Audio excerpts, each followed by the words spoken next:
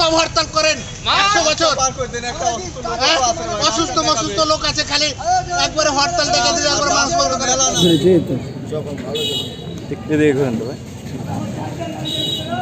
আমরাকে মেরেছি। আমির নেতা ছিল, সহসভাপতি, তারপরে হচ্ছে সাংগঠনিক ছিল মিলন। দুই সংগঠনের চাঁদা তোলাকে কেন্দ্র করে 7 ঘণ্টা যাবৎ যান চলাচল অবরুদ্ধ থাকলেও ব্যবস্থা নেয়নি কাঠের চশমা পরা চাঁপাইনবাবগঞ্জের প্রশাসন। প্রশাসনের নাকের ডগায় মোটর গাড়িতে চাঁদা তোলা ও প্রভাব বিস্তারকে কেন্দ্র করে জেলার দুটি শ্রমিক সংগঠনের মধ্যে বিরোধ লেগেই রয়েছে। গত কয়েক মাসের মধ্যে বেশ কয়েকবার রাস্তা অবরোধ ও যানবাহন চলাচল বন্ধের মতন ঘটনা ঘটেছে বেশ কয়েকবার। বৃহস্পতিবার সকাল থেকেই রিক্সা, অটোসহ সকল ধরনের যানবাহন চলাচল বন্ধ করে দেয় জেলার একটি শ্রমিক সংগঠন। পরবর্তীতে শহরের অভ্যন্তরে চলা ছোট যানবাহনগুলো চলাচল স্বাভাবিক করা হলেও ছেড়ে যায়নি জেলার বাইরে চলাচলকারী কোনো রকমের বাস ও ট্রাক। জেলা থেকে কোনো ধরনের বাস না ছেড়ে যাওয়ার কারণে ঢাকা বাস স্ট্যান্ডে সেই চিরচেনা যানজট যেন পরিণত হয়েছে এক ফুটবল খেলার মাঠে। রাস্তা বন্ধ থাকায় নেতাদের উপর ক্ষোভ ঝেড়ে এক পথচারী বলেন,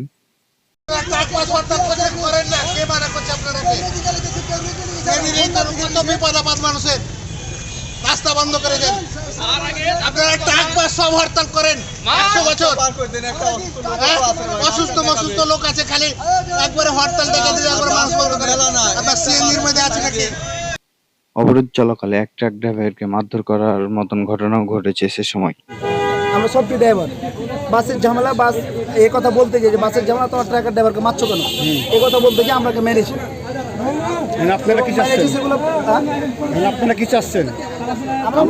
আমরা সুস্থ বিচার চাচ্ছি। তোরা আন্দোলন। আমির নেতা ছিল, সহসভাপতি, তারপরে হচ্ছে সাংগঠনিক ছিল মিলন, আর সদস্য নয় স্বপন, আর একটা ওই যে মই কবির, এই 4টে নেতা সহ সম্পাদক।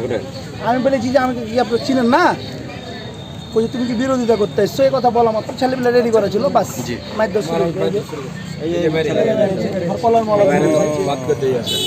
ওই কলার ধরেছে।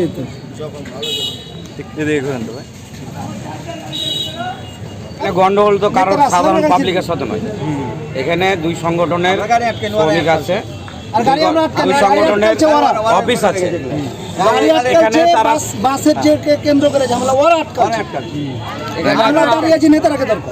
আমরা গাড়ি ছাড়ছো, কিছু গাড়ি ছাড়ো না, না ছাড়লে মারামারি করছো কেন, এটা বলা আমার অপরাধ।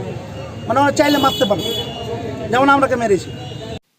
পরবর্তীতে পরিস্থিতি উত্তপ্ত হলে সেখানে শ্রমিক ইউনিয়নের সাধারণ সম্পাদক আনারুল ইসলাম আনাস সহ অন্যান্য নেতাকর্মীরা এসে পরিস্থিতি নিয়ন্ত্রণ করেন এবং পরবর্তীতে গাড়ি চলাচল স্বাভাবিক করা হয়।